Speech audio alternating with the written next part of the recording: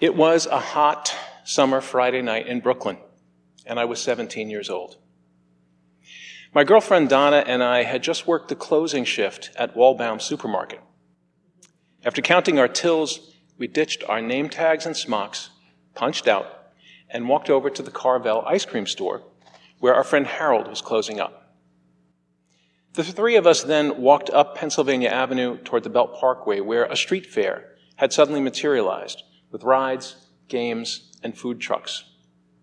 We could see the lights of a Ferris wheel winking between the apartment towers, while above Jamaica Bay, thin clouds scudded across a full moon.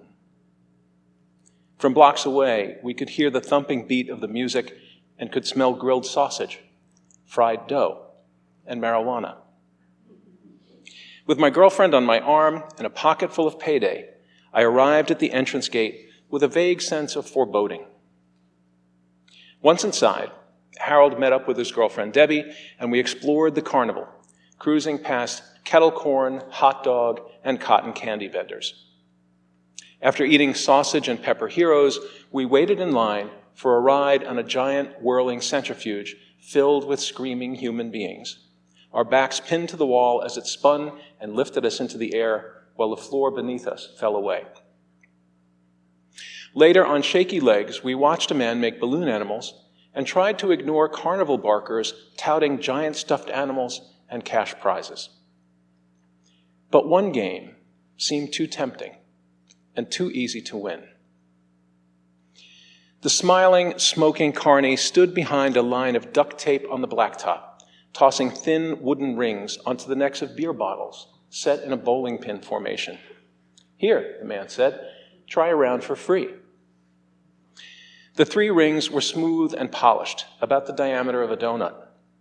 I missed my first shot, but with a gentle underhand toss, I landed the second 2 as my friends cheered. His double or nothing game went like this. I'd pay $20 to toss 3 rings. If I landed one on the center bottle, I'd win $40. If I missed, my next try would cost $40, but enable me to win $80. A minute later, I was out $80. Embarrassed and enraged, I then traded $160, the rest of my week's pay, for another try. The wooden rings clinked and bounced away. But for another $320, I could win $640. Yes, the carny would wait, and so I ran. I ran 6 blocks to an ATM machine. Sweaty and breathless, I stared at the paltry bank balance displayed on that cathode ray screen, absorbing the full weight of what a sucker I had been.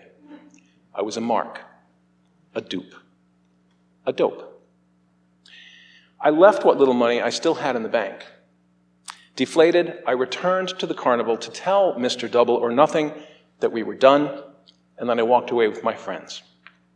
But as we approached the exit, I locked eyes with a heavily made-up woman seated inside an illuminated booth.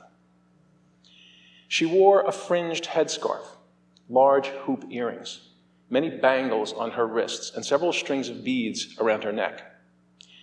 Humiliated by my recent defeat, I felt powerless to resist when she beckoned with one long red fingernail, offering to tell my fortune.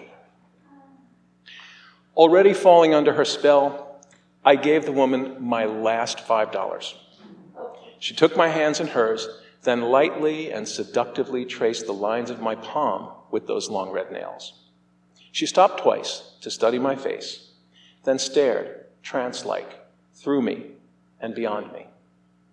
And what she finally said at midnight, beneath that full moon, has haunted me my entire adult life.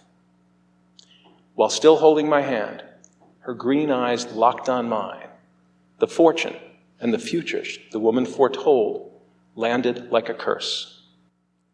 "You will never be rich," she said, "but you'll never be poor. You will always have just enough to get by."